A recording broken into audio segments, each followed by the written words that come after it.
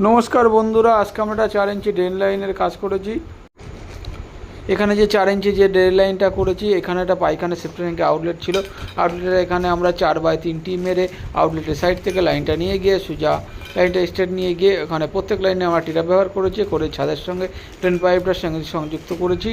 করে প্রত্যেকটা পাশাপাশি তিনটা করে কিলাম মেরেছি, মেলে এখানে লাইনটা সোজা নিয়ে গেছি। সোজা নিয়ে গিয়ে এখানে আমরা একটা টিরাপ ব্যবহার করেছি, এখানে 4-3টি মেরে এটা বাথরুম ওয়েস্ট লাইন, এটার জন্য টিরাপ ব্যবহার করেছি। এখানে একটা ডোরটি মেরে ছাদের 3তলা লাইন আমরা এর সঙ্গে অ্যাটাচ করে দিয়েছি। আর এখানে একটা বাইরে জল আসবে, ডাইরেক্ট দিলে জলটা রিটার্ন করতে বাথরুমের ভিতরে, এর জন্য আলাদা করে লাইনটা আমরা ওখানটায় টি দিয়ে ব্যবহার করেছি। যে এর যদি ভিডিওটা ভালো লাগে অবশ্যই লাইক ও সাবস্ক্রাইব করবেন। আর মোটরের যে ডেলিভারি লাইনটা আমরা স্টেট পাসওয়ার্ড ব্যবহার করে সোজা ব্যবহার করেছি।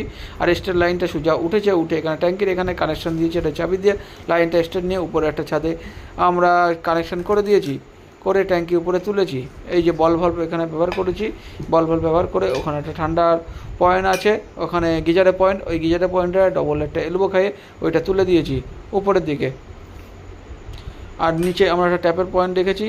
এই যে বাথরুমের ভিতরে উপরে 3তলায় ট্যাপের জলের প্রেশারটা যথেষ্ট ভালো। যদি এরকম কাজ করতে চাই অবশ্যই যোগাযোগ করবেন। নিচে আমরা একটা আউটলেট রেখেছি, জলটা ছাড়বে, জলটা ব্যবহার করার জন্য। এখন ঠিকঠাক করে জলটা করে দিয়েছি। এখানে আমার 4 ইঞ্চি পাইপ কিছু টান আছে। যদি এটা ভিডিও ভালো লাগে অবশ্যই লাইক ও সাবস্ক্রাইব করুন।